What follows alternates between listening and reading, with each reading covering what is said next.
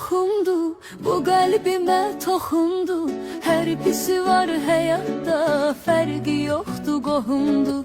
Dünya fəna dünyadır, daim olan Allahdır. Sığın ona, işinə bax, olma beyni dumanlı.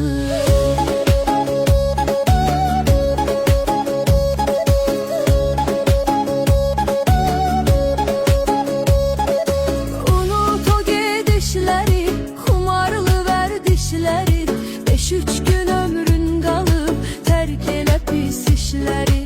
Nəfsinə qalib gələn, pis arzuları dəf edən. Ayılanda şükür edəcək, yaxşı ki etmədim mən.